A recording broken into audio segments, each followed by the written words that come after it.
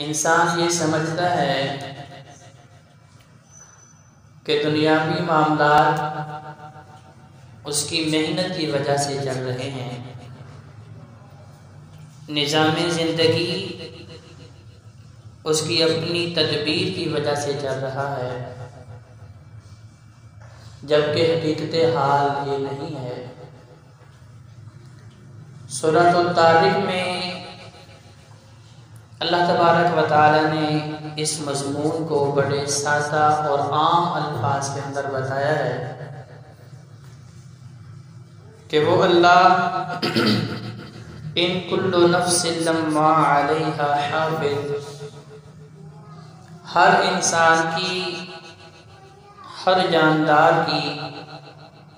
ہر فرد و بشر کی، ہر مخلوق کی حفاظت کرنے والا اللہ ہے، اور وہی اللہ ہے جو صرف زمین کے اوپر چلنے والی مخلوقات کی نہیں،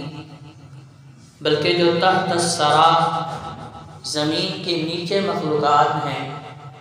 پانی کے اندر کی مخلوقات ہیں، ان کی بھی حفاظت اللہ کر رہا ہے۔ اور اس سے بڑھ کے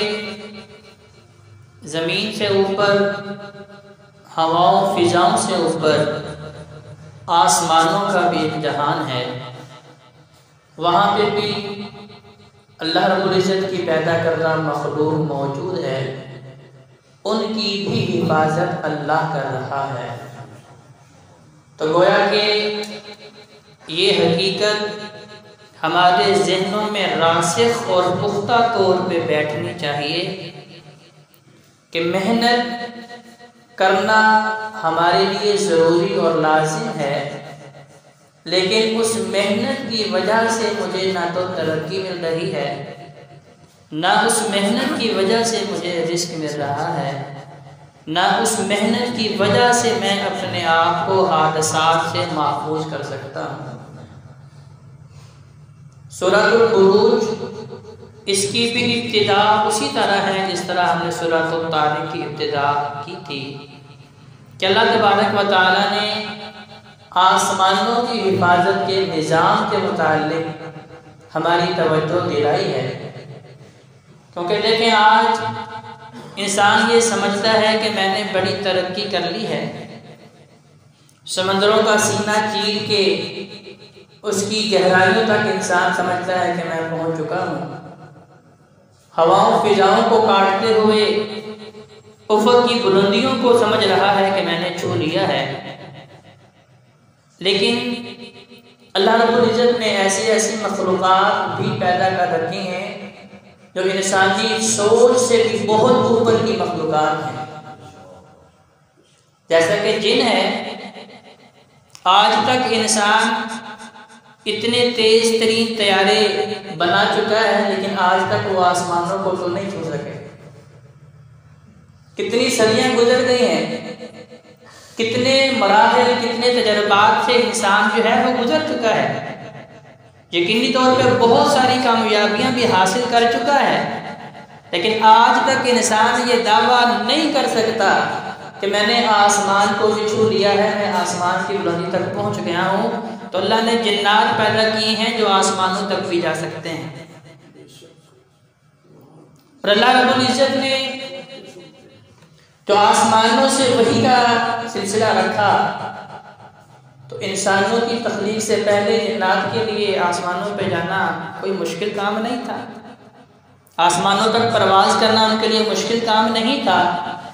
لیکن جب وحی کا آغاز ہو گیا اور انسان کو شروع زمین کے اوپر آباد کر دیا گیا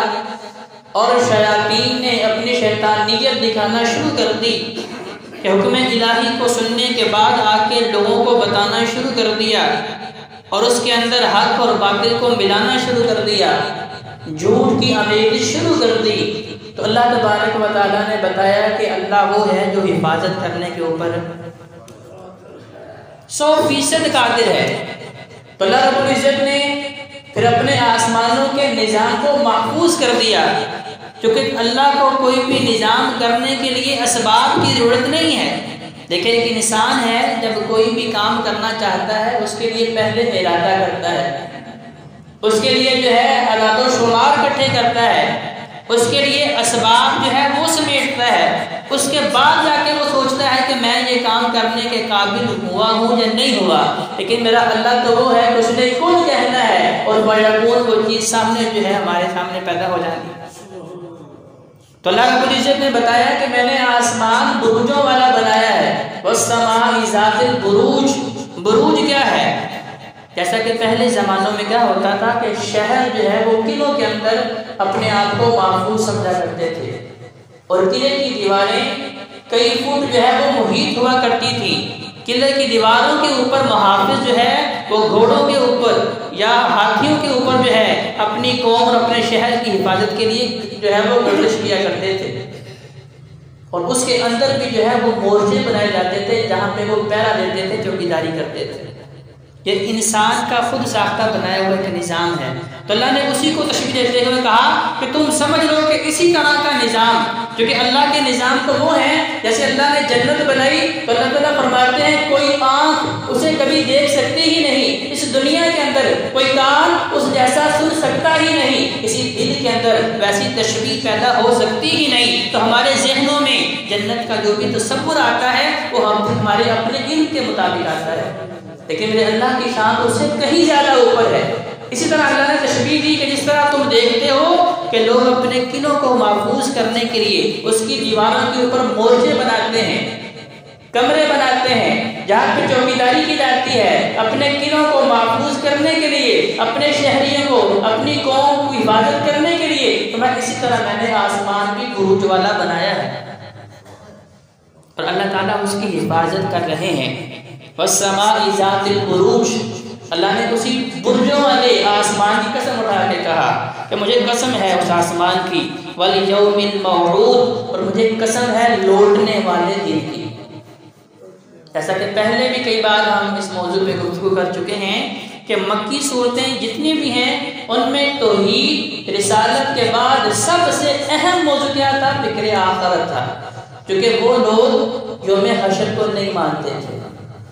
نہ زبان سے مانتے تھے نہ عملی اعتبار سے مانتے تھے، لیکن افسوس کہ آج ہم زبانی طور پہ تو مانتے ہیں کہ اللہ نے یوم الحشر رکھا ہے، حساب کتاب کا دن رکھا ہے، لیکن حضرات ذوالفقار افسوس کی بات ہے کہ عملی اعتبار سے ہم بھی نہیں مان رہے۔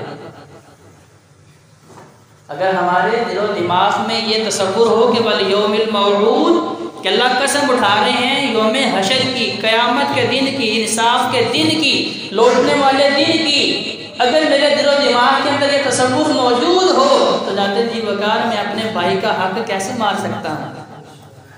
میں اپنی دکان پہ بیٹھ کے جھوٹی قسمیں کیسے اٹھا کے اپنا سامان بیچ سکتا ہوں؟ میں اپنے بہن بھائیوں کے ساتھ کیے ہوئے قول و قرار اور وعدوں کو کیسے توڑ سکتا ہوں اگر عملی اعتبار سے بھی مجھے پتا ہو والیوم الموعود کہ اللہ نے لوٹنے والا ایک دن رکھا ہے۔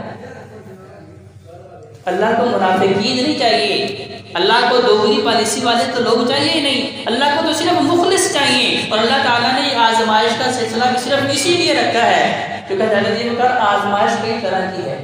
ایک آزمائش اللہ کی طرف سے آتی ہے جس میں اللہ تعالیٰ اپنے بندے کو پرکھنا چاہتے ہیں کہ اس کا ایمان کھرا ہے یا کھوٹا ہے، اپنے ایمان پہ جو ہے پورا اترتا ہے، جو یہ دعویٰ اپنی زبان پہ کر رہا ہے کیا اس کا وہ دعویٰ اس کی زبان سے اتر کے اس کے دل تک بھی پہنچا ہے یا صرف زبانی دعوے ہیں۔ ایک آزمائش یہ بھی ہوتی ہے کہ انسانوں کو مصیبت میں ڈال دیتے ہیں، جیسا کہ فرعون نے تنگ کیا، حامان نے، شداد نے، نمرود نے تنگ کیا، وقت کے پیغمبروں کو تکلیفیں دینے کی کوشش کی، تو اللہ تبارک و تعالیٰ نے اس وقت اپنے پیغمبروں کی مدد نہیں کی تاکہ پتہ چلے کہ بھئی ان کا ایمان ایسا ہے کہ پہاڑ جیسا استقلال ان کے اندر موجود ہے، اور ہر دور کے اندر یہ تکالیف ایمان والوں کے اوپر آتی رہی ہیں، اور اللہ نے قرآن کے اندر یہ اصول بتایا ہے کہ اے اہل ایمان یہ تم کیسے تصور کر سکتے ہو کہ تمہارے اندر ایمان بھی ہو اور تمہارے ایمان کی پرکھ نہ لی جائے، امتحان نہ لیا جائے، ایسا ہو نہیں سکتا۔ تو کہا جاتا جی یہ صورت نازل ہی تب ہوئی جب صحابہ کرام نے بڑی بڑی تکلیفیں دیکھ لی، خبیب بن ارد رضی اللہ تعالیٰ عنہ، آل یاسر، بلال حبشی رضی اللہ تعالیٰ عنہ، کہ تپتی ریت پہ لٹایا جاتا ہے، گرم انگاروں پہ لٹایا جاتا ہے، جسم سے نکلنے والی چربی اور خون انگاروں کو ٹھنڈا کرتی ہے، ان ظالموں کو پھر بھی ترس نہیں آتا، صحابہ کرام کو شہید کر دیا جاتا ہے، 2 ٹکڑوں کے اندر جو ہے وہ بانٹ دیا جاتا ہے۔ جب یہ شکایت دے کے صحابہ میرے محبوب پیغمبر علیہ السلام کے پاس جاتے ہیں، تب اللہ تبارک و تعالیٰ نے سورت کو نازل کیا اور فرمایا کہ اصحاب الاخدود کا واقعہ تم بھول گئے ہو؟ اللہ نے اس کی طرف اشارہ کر کے بتایا وَشَاهِدٍ وَمَشْهُودٍ، تیسری آیت کریمہ، اور میں قسم ہے گواہ کی اور جس چیز کے اوپر گواہی دی جائے گی اس کی بھی مجھے قسم ہے۔ قُتِلَ أَصْحَابُ الْأُخْدُودِ، چوتھی آیت کریمہ میں اللہ نے صحابہ کرام کو یاد دلایا کہ تم سے پہلے خندقوں والا بھی ایک بڑا مشہور زمانہ واقعہ ہوا ہے، اور وہ کن کے لیے ہوا تھا؟ وہ اہل ایمان کے لیے ہوا تھا۔ اب وہ واقعہ کیا تھا؟ النار ذات الوقود، وہ صرف خندقیں ہی نہیں تھی، وہ صرف گڑھے ہی نہیں تھے، بلکہ وہ آگ کے بہت بڑے الاؤ تھے، اذ ہم علیہا قعود، اور صرف یہی نہیں تھا کہ اس کے اندر اہل ایمان کو پھینک دیا گیا، بلکہ وہاں جو ہے دیکھنے والے حاضرین اور ناظرین مشرکین جو تھے وہ وہاں کھڑے ہوئے نظارہ کر رہے ہیں، اور کیا لگا رہے ہیں کہ دیکھو کہ کیسے اہل ایمان کو جو ہے